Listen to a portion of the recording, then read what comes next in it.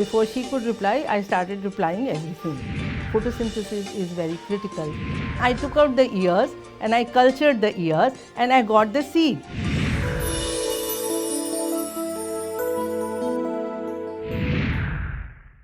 Welcome to Scientifically Yours, a talk show on Indian women scientists. Today we have with us Dr. Renu Khanna Chopra, an eminent agriculture scientist who worked with Water Technology Center in Indian Agricultural Research Institute, New Delhi. Welcome, ma'am, to this show. Let me begin with it that your life has been guided mostly by your parents and especially your mother, who has helped you in leading a very disciplined life, and father who always stood by you. Would you like to share some of your childhood memories with us, ma'am? Sure. As far as I remember, right from childhood, I was always interested in studies. And I have a sister, 1 year older. So my mother used to teach her, she being the older one. But I used to sit along, and it so happened, and she realized that my learning capability is faster than her. And so when the time came for admission to the school, she took both of us, and she said my elder daughter has to be admitted. She asked, the teachers asked some question, and before she could reply, I started replying everything. So they said, what about the younger one? So she said, no, she is 1 year younger. So they said, no, both will be admitted. So it happened that right from the beginning, we were together, although we were different by 1 year. They observed that I was more good in education overall. So wherever we went, my father being an engineer, my mother did take care. There is no doubt that she has to put us in the best of the schools at that place, whatever be the place. If it is a little difficult to go, then she would say that CPWD should make some arrangement. The bus should be arranged so that all children can go, so that they can go to a convent school, something like that. And so I traveled across UP, Punjab, and like that. So your mother has been your inspiration or a guiding force for taking up the education in the long run. Yes. And ma'am, women are not yet encouraged to take up science as a career, as a subject. What has inspired you to take up science as a subject and pursue scientific research in the long run, ma'am? If I would like to give a summation, it is very simple. I was in Lady Irwin School in class 9th. And at that time in science, they used to teach botany, zoology or biology, and maths also. So the moment we started learning biology, and the first time we were taught about cell, I think that really affected me. I said, this is very interesting. And so my fascination for science developed because it must have been, the teachers must have been very good. I don't remember exactly who taught us, but definitely I'm sure it is at that point of time in class 9 that I said I would like to continue with biology. Not very clear whether it is botany or zoology, but yes, definitely cell fascinated me, that there can be such an arrangement that there are organelles and they are having their functions, and ultimately that explains life. So this association of cell with life is what actually excited me. So that was, maybe that was your turning point which pushed you in science and continue with scientific research and career. I think so. Yeah, so another thing is that before we go into your academic life, we would like to know that what were your research areas that you have been working with, and how did you come to the plant physiology research, and which you continued, and you have made significant contribution in crop productivity, plant physiology, abiotic stress. Actually, when I was in class 10th or 11th, I think, NCERT had this scheme, and they wanted to identify scholars at that young age. And so in Lady Irwin School, I was one of the students shortlisted for the project. I appeared for the competition, not very well understanding the whole thing. Project was very simple on chlorophyll extraction, pigment extraction. And then because nobody was really trying to help us, so I just studied the reaction of the pigments to acid and alkali. There was a change in color. I did not understand. Went to the organic chemistry books and hardly could understand anything. So I went with all that package for the interview. The scientists there who were sitting there, I think they were very eminent professors of Delhi University, but again not known to me. And they asked me a few questions. I said I am interested in biology, but mostly towards medical science. And however, what fascinates me is the simple things in science. So they said that, okay, we would like to know a little bit more about your knowledge in physics and all that. I said, I have not prepared. So I don't think I will be able to give you accurate answers. As luck would have it, I was selected. And I think NCERT had a program of summer schools. So after first year BSc, we went to Madras, handled a full research project. The teachers there teaching postgraduates and all, so asked us, do you know plant physiology, do you know biochemistry? So their emphasis was on biochemistry and we were not taught biochemistry. So I said, no, I have no idea. So then this is not good.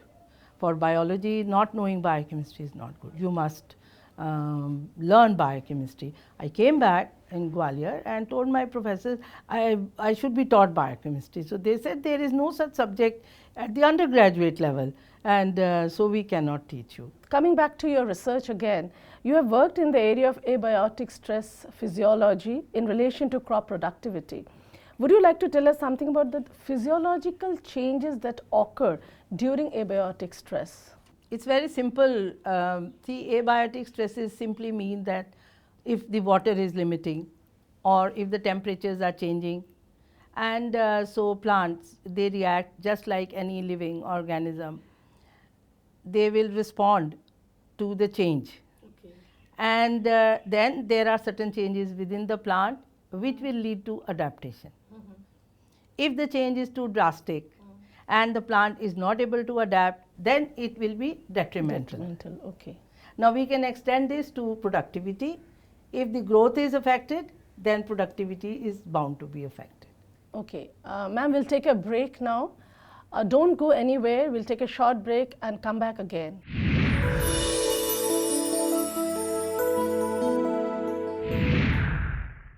कैसे हुआ आसमान नीला, पानी को कौन करता गीला, ये धरती क्यों है गोल, हमारे जीवन में सूरज का क्या है रोल, हवाई जहाज हवा में कैसे उड़ जाता, पूरी को कौन है बुलाता, कौन भरता इंटरनेट में इंफॉर्मेशन, क्या कभी हवा भी होगी रेशन। सोचोगे नहीं तो पता कैसे चलेगा विज्ञान प्रसार, ताकि हर निर्णय ज्ञान आधारित हो। विज्ञान प्रसार, 850 Institutional Area, Sector 62, Noida. Email info@vigyanprasar.gov.in. Website www.vigyanprasar.gov.in.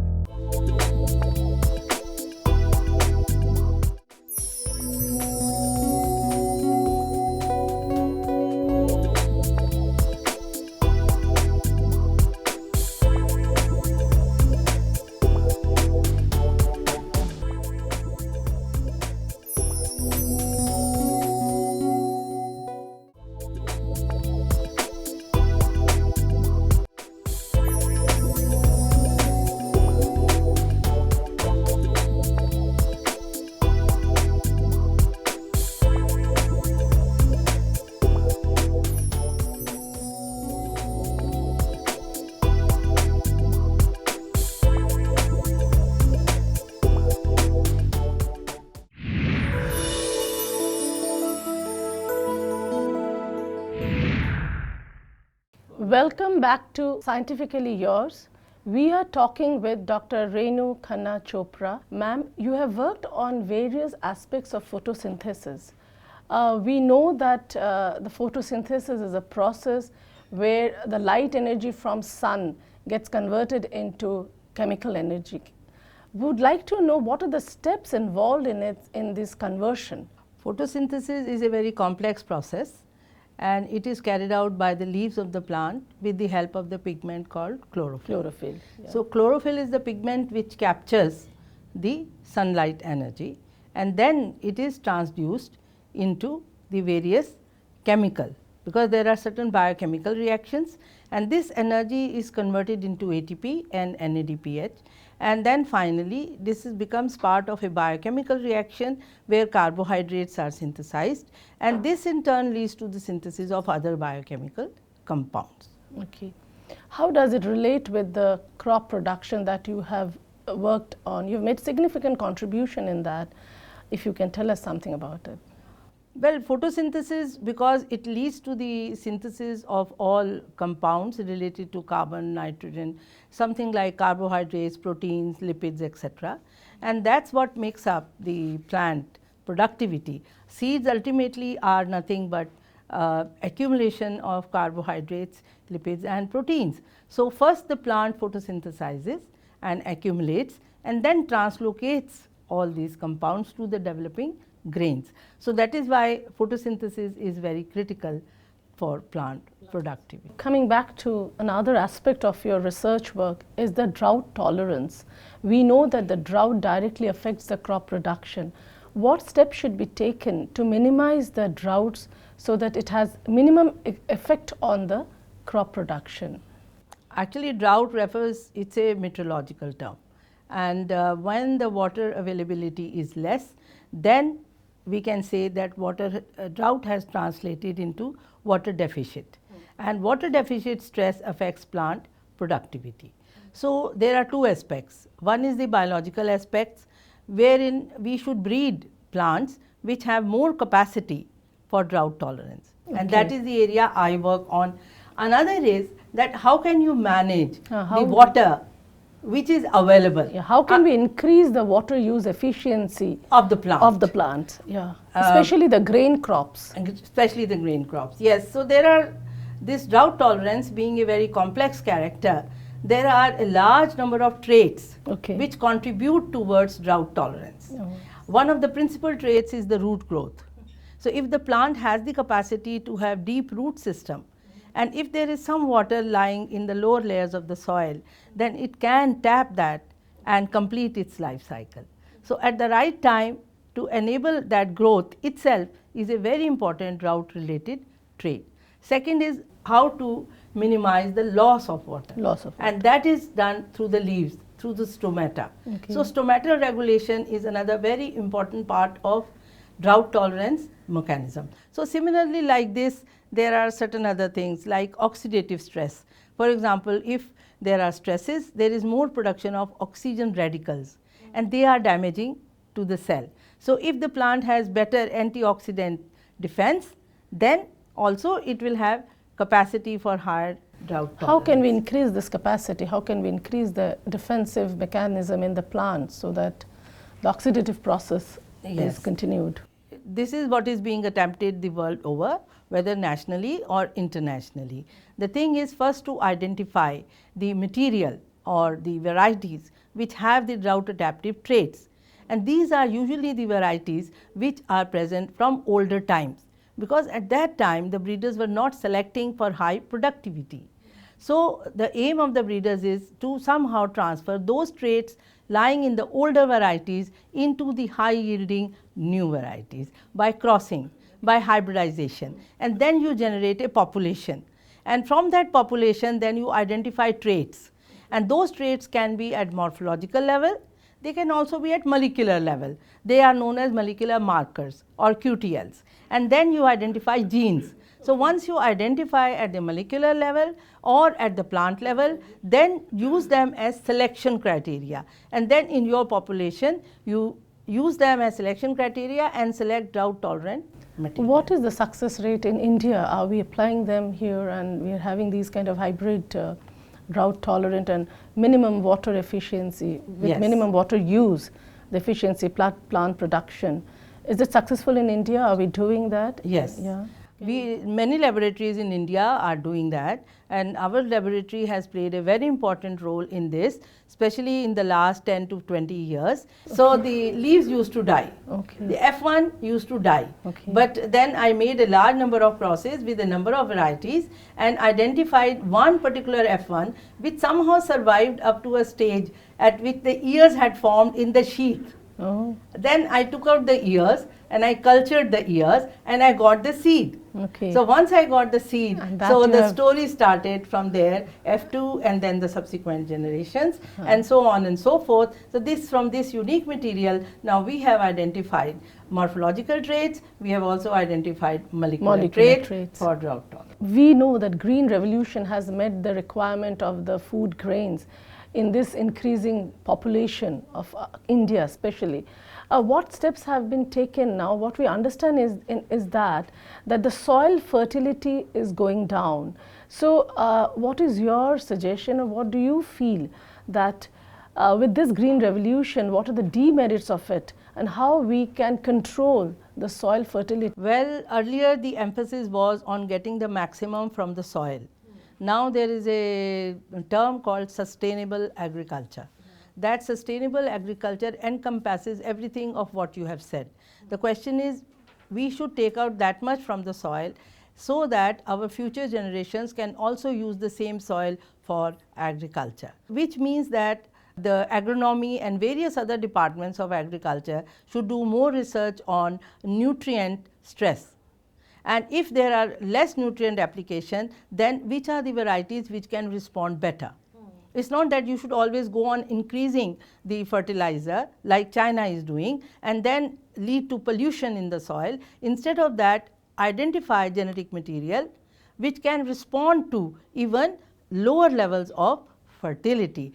We'll come back with you further discussion. We'll take a short break now, and we will come back with Dr. Renu Khanna Chopra.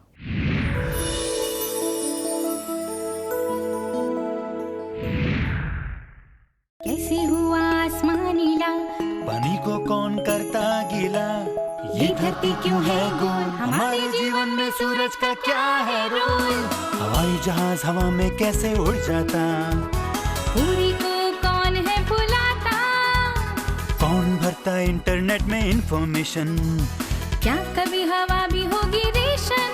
सोचोगे नहीं तो पता कैसे चलेगा? विज्ञान प्रसार, ताकि हर निर्णय ज्ञान आधारित हो। विज्ञान प्रसार A50 Institutional Area Sector 62 Noida. Email info@vigyanprasar.gov.in. Website www.vigyanprasar.gov.in.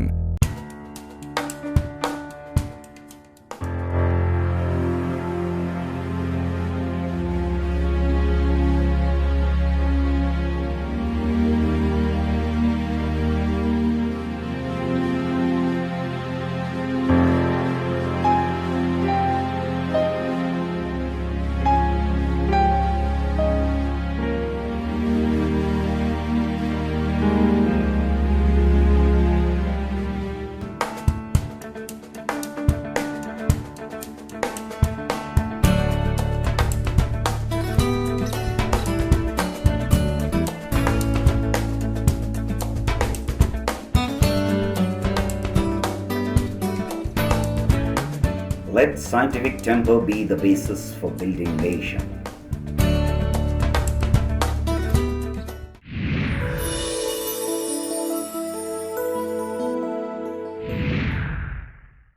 Welcome back to Scientifically Yours. We have with us today Dr. Renu Khanna Chopra.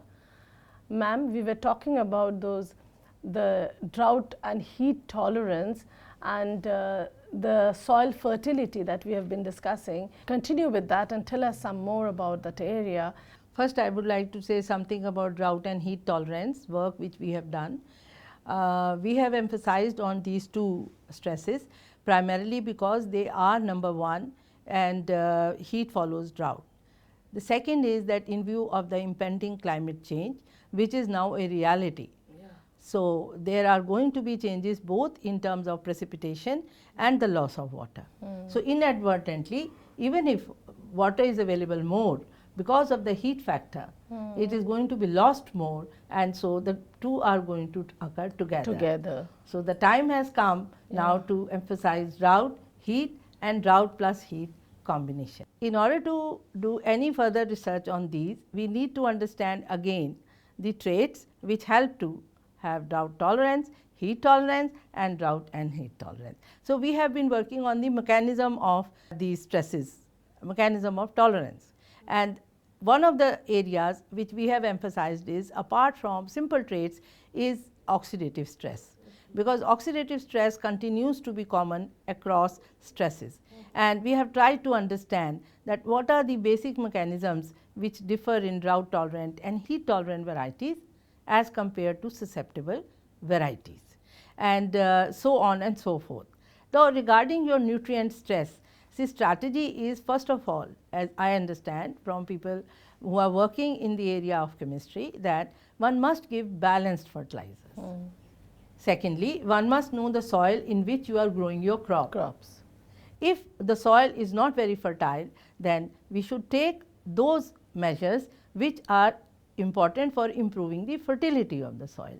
Those have been again worked on by the institutes, and so farmers should take recognition of that. They should get their soils tested at regular intervals, recognize the deficiencies. If it's a macro deficiency, micro deficiency, accordingly the amendments are available in the market.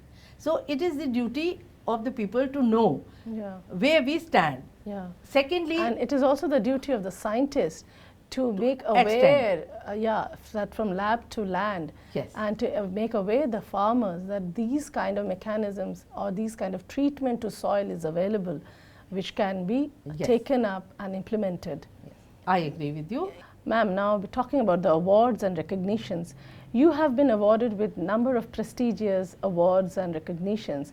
Do you think that for a scientist, for a person to be in scientific research, it's really important to have these recognitions to motivate a human being and to take him or her to a greater, newer heights of achievements? I think it is very essential, and early recognition in life definitely makes you work better. And intrinsically, if you are motivated, then also one would like to know that yes, the system is recognizing you, and also as a woman, because you have double duties, then this appreciation goes a long way in retaining your interest. I think it is essential. Yes. What is your views about bringing in women onto the center stage of science and technology in nation, which can help in nation building? Because women play a major role in the country's development. I think I totally agree with you. Women should be encouraged right from childhood, and there should be schemes by the government. Schemes like Inspire, which has been started at various levels. And NCRT again, Science Talent Scholarship, which have been also started at the school level for various sciences, are also contribution in the same area. And identifying women helps in many ways. If they continue and have higher education, they can teach their children, motivate them. And if they continue and become workers themselves in various facets of science, then because of their well developed senses, I feel their contribution and their way of looking at science is always a little different from their men. Women, we are more meticulous and Yes. more particular about getting a thing Yes, and done. multitasking being a second Multitasking. nature, Yeah. I think. Being a woman, man, many of us, we have encountered a lot of challenges, both in social as well as professional life. Did you feel any disadvantage while pursuing your research in science? Well, to be very frank, I have never experienced any disadvantage, because right from my school days, my teachers always motivated me. And even in the undergraduate classes, my teachers were very helpful to me.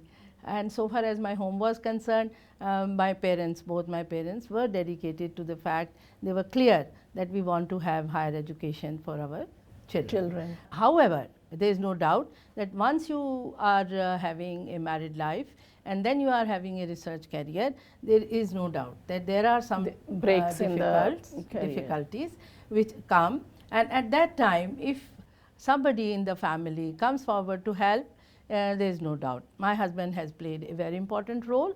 He is a banker, bank officer, very senior bank officer, but and with no understanding of science, but he understood that it is critical that he plays an important role in my absence.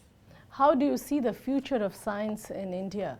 I think the future of science is very bright, and the girls these days and the students, they are very clear early on. However, only there is one factor which is sometimes disturbing, and that is they want very early recognition. They want very early maturity of everything, whether it is income, whether it is a position, whether it is an award, and so on and so forth. So that's your message to the younger generation. Yes. That younger generation need to be more patient. More patient. And don't look for quick returns. Continue with their work. Yes. Thank you, ma'am. It was pleasure talking to you. We will continue our discussion next week with another women scientist in the program Scientifically Yours.